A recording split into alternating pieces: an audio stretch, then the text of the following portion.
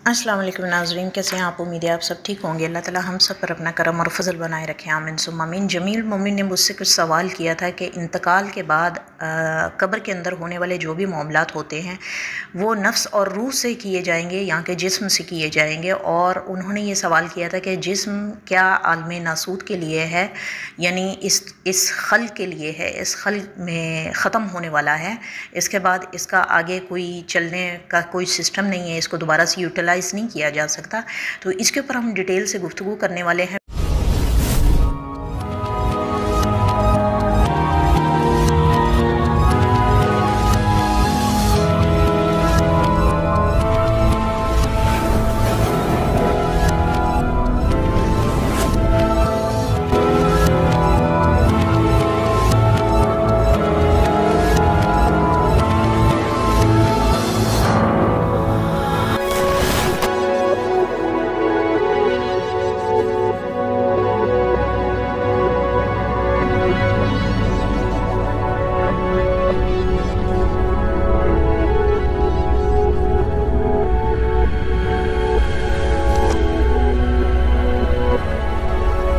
Video शुरू करने से पहले आप सबसे सेम रिक्वेस्ट है, चैनल पर अगर नए हैं तो चैनल को सब्सक्राइब कर दें, वीडियो को शुरू से लेकर आखिर तक देखें और वीडियो को लाइक ज़रूर कीजिएगा। Thank you so much.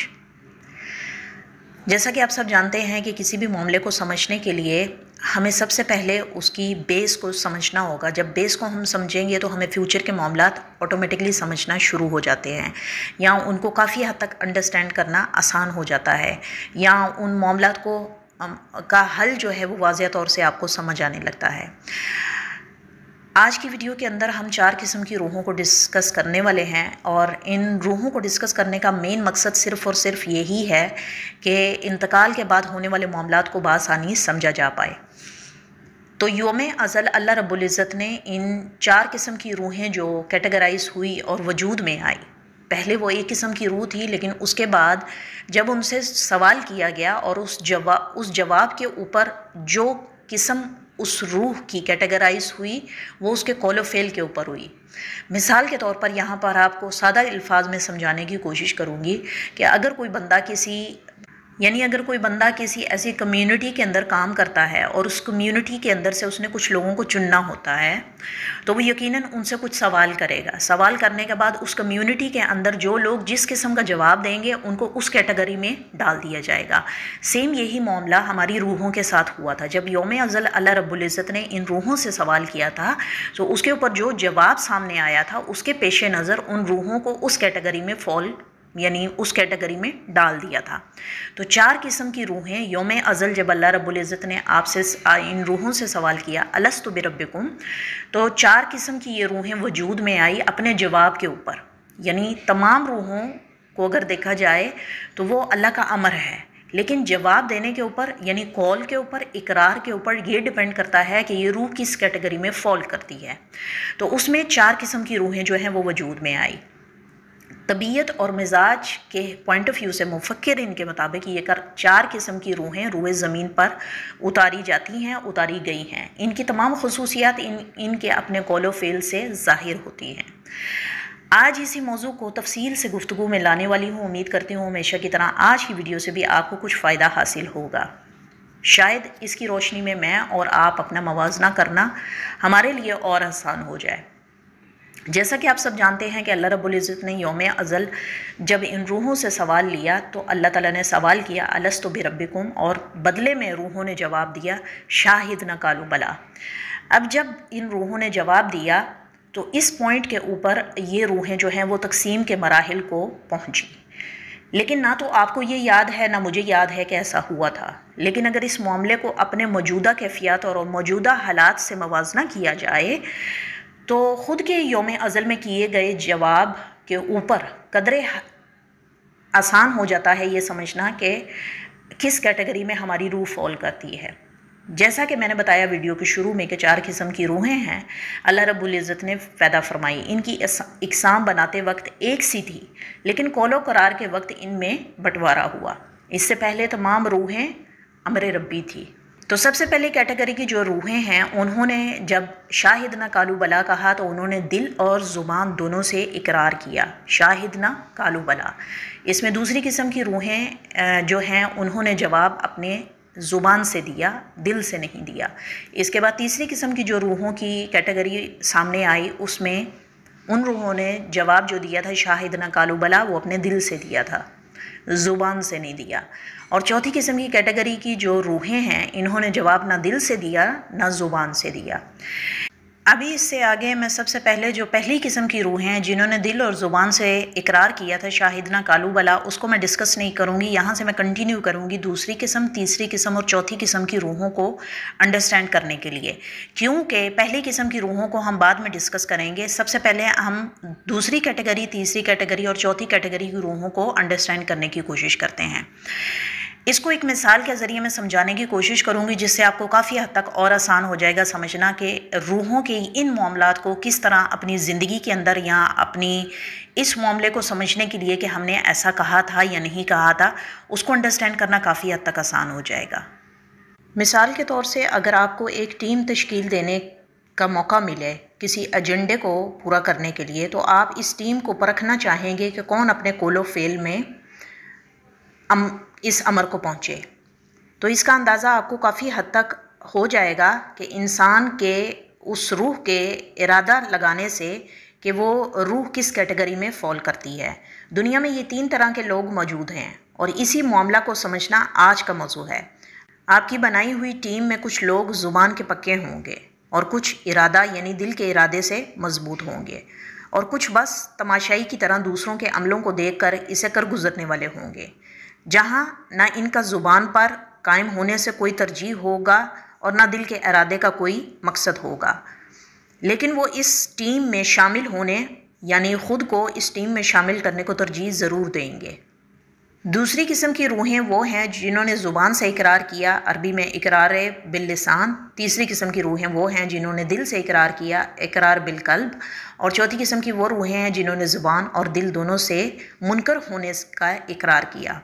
अगर इन 3 किस्म की जो कैटेगरी मैंने आपको अभी बताई है, पहली कैटेगरी को छोड़ के दूसरी, तीसरी, चौथी कैटेगरी की अगर रूहों को अंडरस्टैंड करने की कोशिश की जाए, तो पता चलता है कि जहाँ पर इकरार की बात आती है वहाँ पर इनकार का अमर किस मौजू पर सामने आता है। यानी अगर ज़ुबान से इकरार हुआ तो दिल से इनकार हुआ, और अगर दिल से इकरार हुआ तो ज़ुबान से इनकार हुआ, और अगर दिल और दोनों हालतों में इंसान इकरार ना करे तो यकीनन वो मुनकिर हुआ। तो ये 3 किस्म की जो रूहें हैं, इन कैटेगरी को उम्मीद है कि आप काफ़ी हद तक समझ गए होंगे। अभी हम इन रूहों के इंतकाल के ऊपर अगर नज़र दौड़ाने की कोशिश करें तो दूसरी किस्म की रूहें जिन्होंने ज़ुबान से इकरार किया था, ये रूहें रूए ज़मीन पर ज़्यादातर मुसलमानों की रूहें हैं। तीसरी किस्म की वो रूहें हैं जिन्होंने इकरार बिलकल्ब किया था यानी दिल से इकरार किया था, ये वो रूहें हैं जो रूए ज़मीन पर ज़्यादातर काफिर रूहें हैं। चौथी किस्म की वो रूहें हैं जो मुनकिरीन की हैं यानी जो काफिर हैं। इस दूसरी, तीसरी और चौथी रूहों की अगर इंतकाल को अगर हम देखें तो वक्ते अलमर्ग इनकी हालत इस तरह इंतकाल की तरफ जाती है। जिन्होंने ज़ुबान से इकरार किया वो मरने के वक्त बेईमान होकर मरती हैं, और जिन्होंने दिल से इकरार किया वो मरने से पहले काफिर थी लेकिन मरने पर ईमान की हालत में मरती हैं। और चौथी किस्म की वो रूहें हैं जो पहले काफिर थी और काफिर ही मरती हैं। तो ये दूसरी, तीसरी और चौथी किस्म की रूहें हैं जो इनके इंतकाल के मामलात के ऊपर वाज़िया करती हैं कि इंसान के मरते वक्त उसकी हालत किस किस्म की होती है। अगर हमारी आम ज़िंदगी में रहते हुए इस रूह ज़मीन पर नज़र दौड़ाई जाए तो पता चलता है कि इंसान की इन 3 किस्मों के अंदर जो रूहें मौजूद आपको नज़र आती हैं, उनमें ये तमाम कैटेगरीज़ ज़रूर शामिल होती हैं। यानी इसका अंदाज़ा इनके कौल यानी इकरार से हो जाता है, क्योंकि कौल यानी इकरार जिस अमर के तहत किया जाए, फ़ेल यानी अमल उसी कौल की पैरवी करेगा। मिसाल के तौर पे जब इंसान अपनी ज़ुबान से, दिल से या दोनों से किसी भी चीज़ से इकरार नहीं करता तो यकीनन वो उस चीज़ को फॉलो भी उसी के पेश नज़र करेगा। अगर किसी ने अपनी ज़ुबान से इकरार किया तो वो इरादतन वो कर गुजरेगा क्योंकि उसने अपनी ज़ुबान से इकरार किया, और अगर किसी ने इरादा किया लेकिन मुंह से कुछ नहीं कहा तो वो करके दिखाने के बाद उस अमल को लाजमी दूसरों के सामने वाज़िया करेगा। और बहुत से लोग सिर्फ खुद में खुद की ज़ात को तरजीह देते हैं, यानी ये वो लोग हैं जिनको कोई फ़र्क नहीं पड़ता कि वो अपने ज़ुबान से कुछ अदायगी करें या अपने इरादे का किसी पर ज़ाहिर करें। तो ये 3 किस्म के लोग हमारे सामने इस मुआशरे में, इस दुनिया में हमें काफ़ी हद तक देखने को मिलते हैं, जिससे हमें अंदाज़ा हो जाता है कि इंसान अपने कौलो फ़ेल में किस खुसूसियत का हामिल है। अभी अगर इस तमाम गुफ्तगू को दुनियावी तर्ज़ ज़िंदगी से मिलाकर समझने की कोशिश की जाए तो काफ़ी हद तक हमें इन तमाम कैटेगरीज़ की रूहों का अंदाज़ा हो जाता है कि ज़ुबान से इकरार करने वाले, दिल से इकरार करने वाले और दिल और ज़ुबान दोनों से इकरार ना करने वालों की किस किस्म की शख्सियत और किस किस्म का तर्ज़ ज़िंदगी होता है। अल्लाह ने इन्हीं रूहों को इंसान के वजूद में मुकाम दिया। यकीनन अंदर की आवाज़ किसी न किसी को आए या ना आए, लेकिन अमले ज़िंदगी हर इंसान का इसे अपने अंदर की अक्कासी करवाने के लिए काफ़ी है। बेशक आसमानों, ज़मीनों और दीन और दुनिया में गौर करें तो अल्लाह गौर करने वालों के लिए बेशुमार निशानियां रखे हुए हैं। फिर तुम गौर क्यों नहीं करते?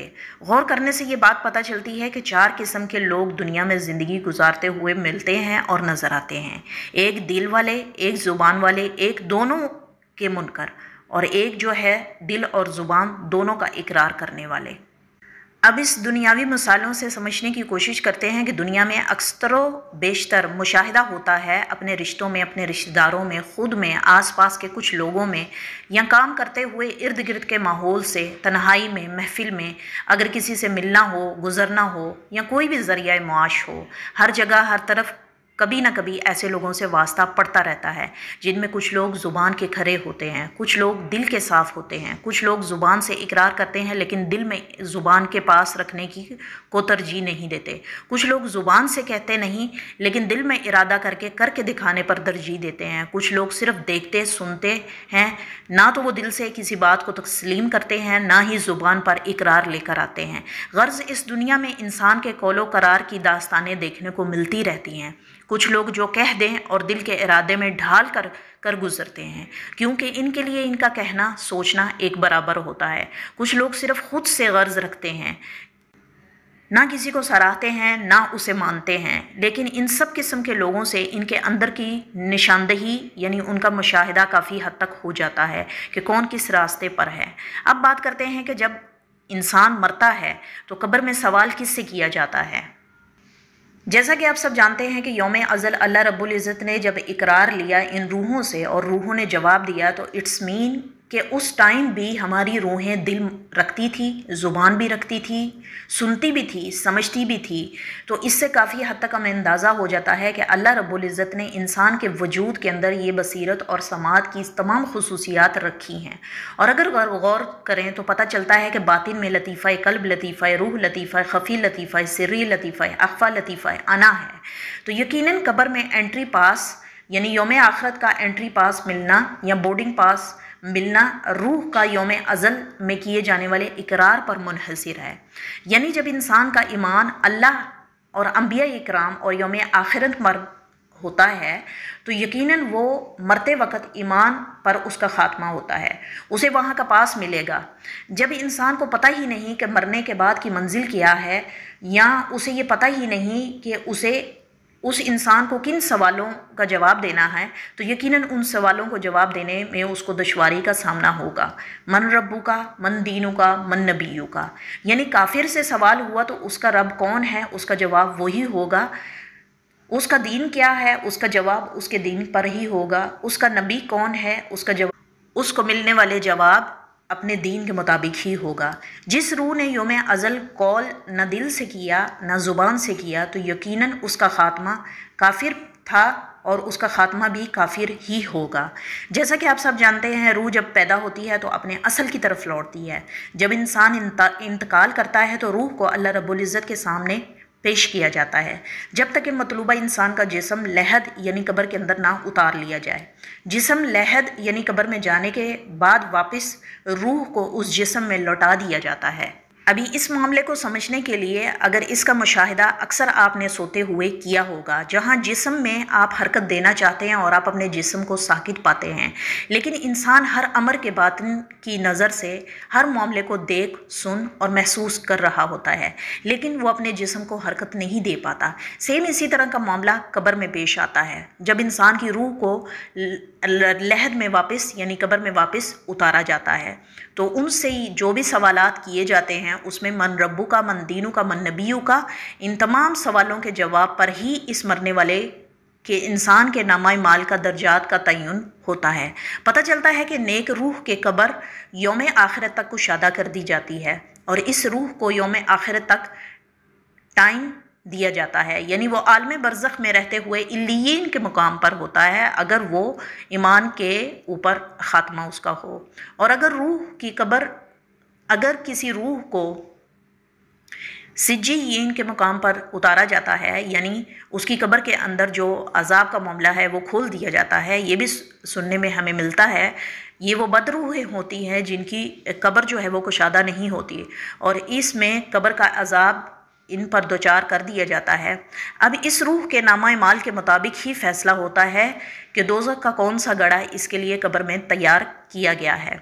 जैसा कि आप सब जानते हैं कि दोज़ख के 27 दर्जात है, इसी तरह जन्नत के भी 7 दर्जात है। यहाँ पर एक और मामले को ज़ेर बहस लाना चाहूँगी।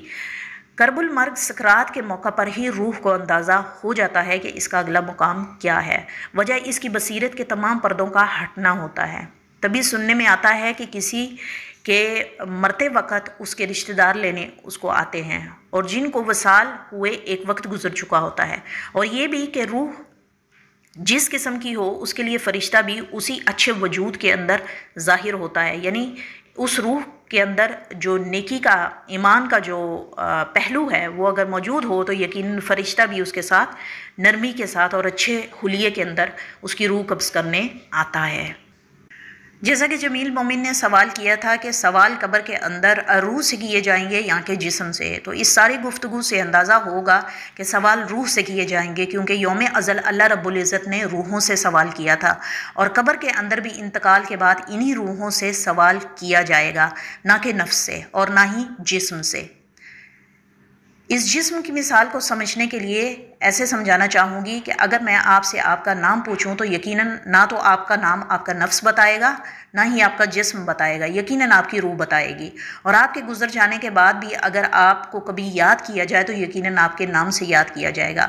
सेम इसी तरह हमारी रूह जो है वो इन तमाम खुसूसियात की हामिल होती है और हमारी रूह ही जवाब देती है, क्योंकि यौम अज़ल उससे सवाल अलस्तु बिरब्बिकुम रूह से किया गया था, ना कि नफ्स से और ना ही जिस्म से। इसके बाद आपने मुझसे सवाल किया था कि क्या हमारा जिस्म जो है वो इस आलम नासूत के लिए है, तो यकीनन अल्लाह रब्बुल इज़्ज़त ने कुरान पाक पर कई मकामात पर अल्लाह रब्बुल इज़्ज़त फरमाते हैं कि जब इंसान को दोज़ख का अज़ाब, यानी जब उस पर अज़ाब नाजिल किया जाएगा मरने के बाद, तो उसके लिबास को तब्दील किया जाएगा। लिबास से मुराद ये कि उसके जिस्म को हर रोज़ नया जिस्म दिया जाएगा। तो इससे हमें यह पता चलता है कि हमारा जिस्म जो है इस दुनिया के लिए है, लेकिन ये जिस्म ख़त्म होने के बाद जब यौम आखिरत के दिन यानी द डे ऑफ जजमेंट जब इसको दोबारा उठाया जाएगा तो यही जिस्म जो है जवान करके उस रूह को दिया जाएगा। इंतकाल के मामलात और हैं, इंतकाल के वक्त हमारा जिस्म ख़त्म हो जाता है लेकिन हमारी रूह बाकी रहती है, लेकिन यौम आखिरत के वक्त हमारा जिस्म भी हमें वापस मिलेगा और हमारी रूह उस जिस्म के अंदर वापस लौटाई जाएगी। यहाँ पर एक और पॉइंट वाज़ेह करती चलूँ, जब जिस्म और रूह का मामला होता है, जब जिस्म और रूह का मामला होता है तो नफ्स अपना वजूद खो देता है और जो बाकी ना रहे उससे सवाल कैसा। ये थी हमारी आज की वीडियो। मिलते हैं अगली वीडियो में नए टॉपिक के साथ। तब तक के लिए आपसे इजाज़त चाहूँगी। अपना ख्याल रखिएगा, दुआ में याद रखिएगा। टेक केयर, अल्लाह हाफिज़।